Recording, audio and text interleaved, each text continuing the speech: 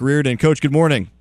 Good morning. How are you? Doing well. Great to catch up with you again, and really a strong defensive effort last night. I certainly want to talk about some of your playmakers on offense and special teams, but Mainland, this is a team that's put up some points on some other squads so far this season, and you guys, basically shut them out. You give up a field goal at the end there. How impressed were you with the defensive side of the ball last night?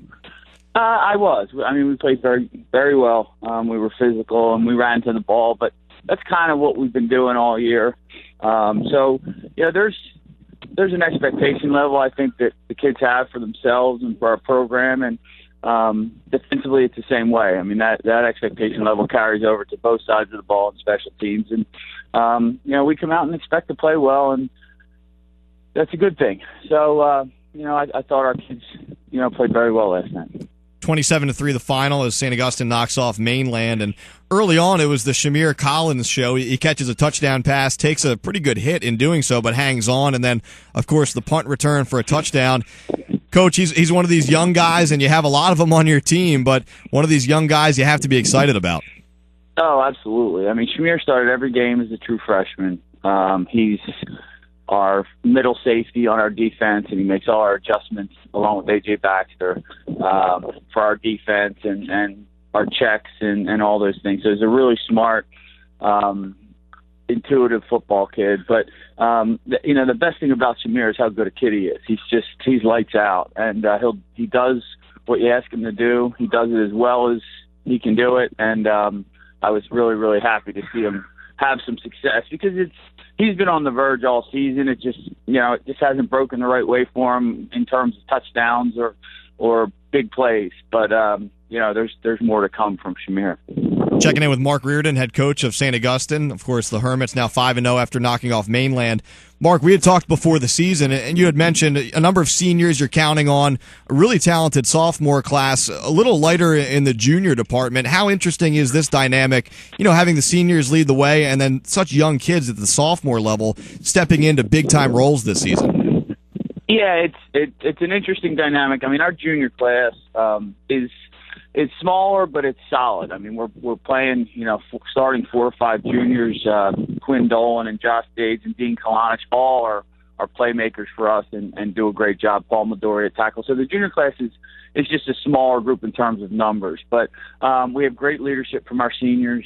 They've been down this road. They kind of know 4 years in the program, and they kind of know what the expectation level is for them and for what our coaches are asking them to do, and the rest of the guys, have their input, but they do follow, and you have to have a great senior class to be good. You just do, and it's more about leadership and program direction than it is anything else. How much has Jose Tabora developed in the years that you've had him there? He's a senior now, quarterback, and he was making plays certainly his junior year, sophomore year, but it seems like now he's hit that level where the game slows down for him. We saw him tie a Cape Atlantic League record last week against Ocean City, 5 touchdown passes, and it just seems like he never panics there. Is that the sense that you get from him? Yeah, I don't know if I could say it better than you just did, Mike. That's exactly right. The game is slowed down.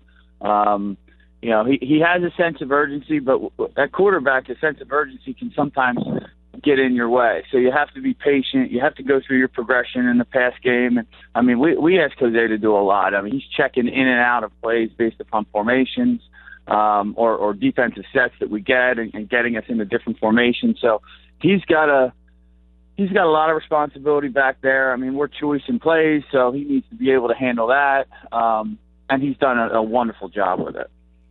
How do you guys sort of prepare in the sense that, let's be honest, I mean, you're going to be the favorite going into every Cape Atlantic League game you play the rest of the way. I think the St. Joe game to start the season was the one people circled, saying that might be the toughest challenge for both of those teams coming in. So, no disrespect to any other Cal teams, but how do you guys keep the level of play up in practice, in games, when really you're favored going into these games, and that doesn't mean anything. You still have to come out there and play, but how do you ratchet up the competition and sort of instill in these guys that, hey, when we get to the playoffs, it's going to be different?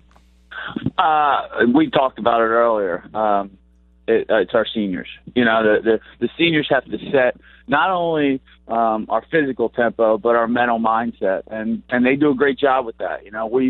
we have a saying, and it's cliche that we use within the program, is that we're 1-0 if we happen to win the game on Friday night, and Sunday morning when we get up to watch film, we're back to 0-0, and that has to be something that the kids invest in. Because you're right. I mean, we're playing good football teams in the Cape Atlantic League, and then it goes up another level. Who are we kidding with the North Jersey teams that we have to, think about playing if we're lucky enough to get in the playoffs. So for us, it is challenging to a certain extent just to stay focused on what we have to do. But they're high school kids. If you're not sending the right message to them, they're going to invest in kind of what we do programmatically, and that's really the message that we're trying to convey to the kids. St. Augustine, a big 27-3 win last night over Mainland. We're talking right now with Hermits head coach Mark Reardon. Coach, you just said it, 1 week at a time, but so many people sort of keeping half an eye on the PowerPoints in non-public 4, and you've been there. I mean, you can have one-loss seasons, not get a home game in that bracket, but things are certainly shaping up nicely right now for the Hermits. How much is that a motivating factor in terms of keeping this thing going in trying to get a home game in the playoffs? Because, even undefeated seasons, like I said, one-loss seasons, it can be tough in this group. And I mean this honestly, I have no idea. I'm not smart enough to handle more than one season. I'm just not. So we have to, me in particular, have to stay focused on what we're doing right now. I don't know what the North Jersey teams are doing. I mean, obviously they're all very good, and I'm sure they're having wonderful seasons. But we'll see what happens after our eighth game and where we fall. I mean, we don't control it. We can't worry about it. And honestly, there's just too much drama there for me to even talk about PowerPoints and that type of thing. I mean, if we're fortunate enough to win the games that we have to play, and we'll see where things end up. But it's almost like it's just busy time, trying to do that stuff, and we have our busy time is spent preparing for our next game in Absegami. So. I don't want to be evasive with the question, but I really don't pay much attention to it. No, once again, very diplomatic of you. I can appreciate that response. Let's end with this. So we talked about a lot of the big names, again, guys that, certainly skill position players, Tabora and Collins, but so much of what you guys have done successfully this season starts with the line, the offensive line, defensive line. How are those guys getting it done so effectively, so frequently there? Because you talk about high school football, it sort of starts and stops with the line, and you've got great line play this year. No doubt. And, again, with like every position that we play, but more specifically and almost more importantly to the line is it starts and ends with our weight room in the off season and in the summer. So, if you're an offensive or defensive lineman not in a pretty organized, well thought out weight program, you're doing yourself a disservice. And our kids are. Charlie Roman, who's our offensive coordinator, runs that specifically for us and does an awesome job. And it's not only about the physical setup, it's about the mental thought process. I mean, being in the weight room, it's hard, and weightlifting is not an easy thing, and it teaches them a lot about football and life and all those good things. But our offensive linemen are tough, physical, strong kids, and it really is it's a deciding factor for us is the weight room. But we played very, very well up front. I'm very pleased with how our kids have performed. Defensive line, in every game that we've played this year, we've had push, and it's allowed our linebackers to do a lot of things that they've done at this point. So I'm really excited about seeing these guys finish the season. Mark, great catching up. Thanks for taking the time. Again, St. Augustine 27-3 over Mainland last night. Best of luck to you and your guys the rest of the season. Thanks, Mike. I appreciate you having me. All right, you got it. Mark Reardon, head coach of the St. Augustine Hermits.